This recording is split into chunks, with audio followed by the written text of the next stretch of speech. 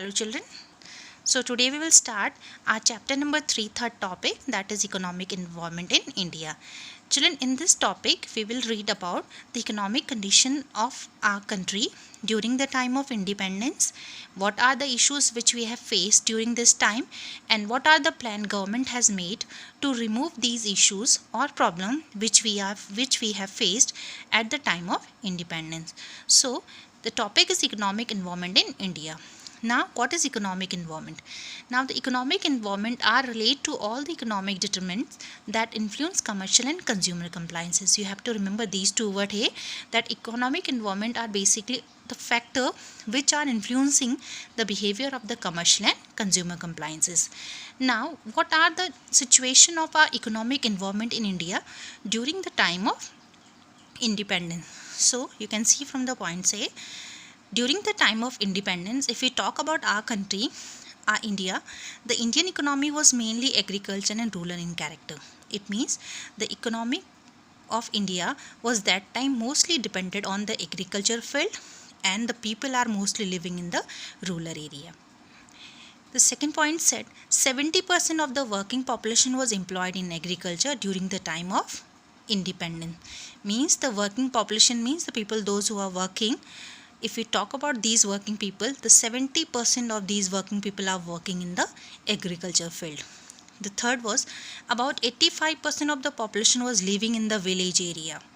It means we have only 15% people, those who are living in the cities area. Rest 85% of our population during the time of independence, the people are living in village area. The production was carried out using irrational law productivity technology. The production which was done in agricultural field also and in other field also, they are done by the technology which are low in productivity methods, because that time we don't have a good technology or upgraded technology, and there was no good public health system. Now, as we have faced these problems during the time of independence, so in order to solve economic problem of our country, the government has taken many steps, and they have decided the main objective of India development plan also. Now, what was these main objective for developing of India plan? So it was first to reduce unemployment and poverty. So it was decided by government that if they want to remove all those issues or problem which we are facing during the time of independence, they have to reduce unemployment and poverty from the country. And this is possible only if we will initiate rapid economic growth, if we will grow our country rapidly, and in that way the standard of living of the country will also increase. And this is only possible if unemployment is reduced and the poverty is reduced. Now, the second objective of India development plan that time was becoming self-reliant. Becoming self-reliant was basically, if we talk about today also, we are involving the process of import and export also, but if we compare, we are exporting less or we are importing more. So that time also, and from the independent time also, or after the independence, it was decided by the government that the country has to started becoming self-reliant. They have to leave the dependency on another country, and for this they have to set up a strong industrial base which will emphasizes on heavy and basic industry. The third was to reduce inequality of income and wealth. This we have read in a broad manner in class 11th also, that if we talk about the income and wealth condition of our country, it was unequally distributed. Some of the people are very rich and some are very poor. So if we want to grow our country, if we want to develop our country, we have to reduce this inequality of income and wealth. It has to be distributed equally between everybody. Next was adopt a socialist pattern of development based on equality and prevent exploitation of man by man.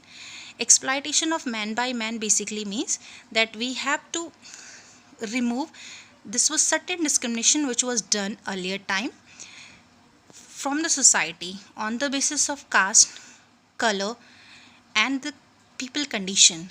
So we have to start exploiting all those things. We have to adopt a socialist pattern where all the people, those who are living in the society, are equal. And the next was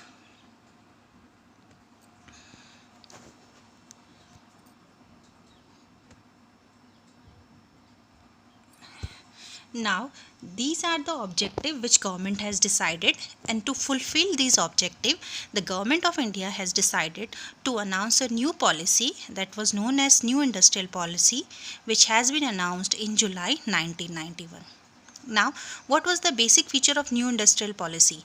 New Industrial Policy can also be known as New Economic Policy. It was a very big policy which has been announced by India, and this policy has made lots of changes into the business world of our country, and they have given lots of freedom to the foreign countries also regarding the investment in inside our country. Now, what was the feature of New Economic Policy? The first feature was the government reduced the number of industry under compulsory licensing to 6. If we talk about before 1991, before the new economic policy has been announced, if there is any industry who has to start a business inside our country, they have to go through with the process of licensing, and licensing process took a lot of time, lot of efforts, and lot of expenditures also. Just because of this, there are lots of people and lots of business enterprises who want to start an industry, but because they have a difficulty to take a licensing, they did not start the industry. So just to develop our country, the government has decided, after coming through with a new economic policy, that the licensing system will be reduced to only 6 industry. Rest of the industry can start their business without taking a license also. Now next is, many of the industry reserved for the public sector under the earlier policy were reserved. The role of the public sector was limited only to 4 industry of strategic importance. Now if you talk about before 1991 new economic policy, most of the business or most of the industry has been started from the government side only. The government was the one who used to run them. They are called as a public sector. They are the one who used to bear out the profit and loss of the sectors. But now later on it has been found out that some of these public sector which was not working properly, so new economic policy has been taken out where these sector or these industry which are reserved only for the public sector, यानी कुछ industry जो सिर्फ government industry ही या government ही खोल सकती है, उनको D reserve कर दिया गया.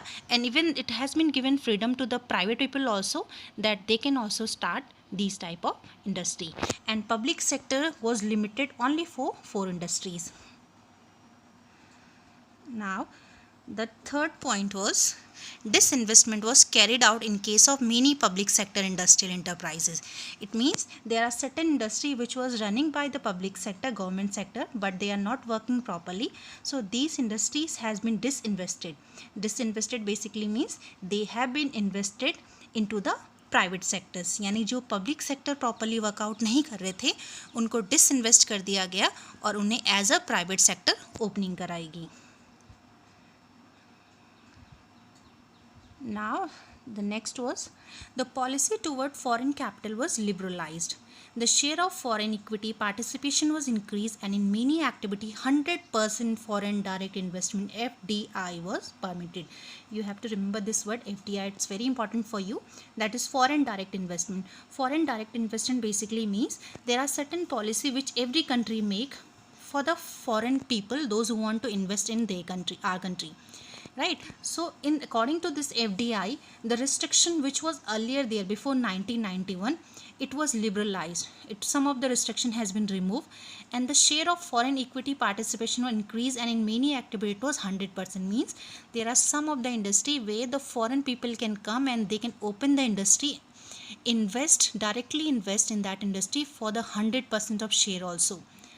So this policy has been taken out 1991, that is new industrial policy or new economic policy, which was completely given a reform to Indian economic development, and this policy has been taken out for the purpose of developing India economic condition by giving some freedom to the business industry. Thank you.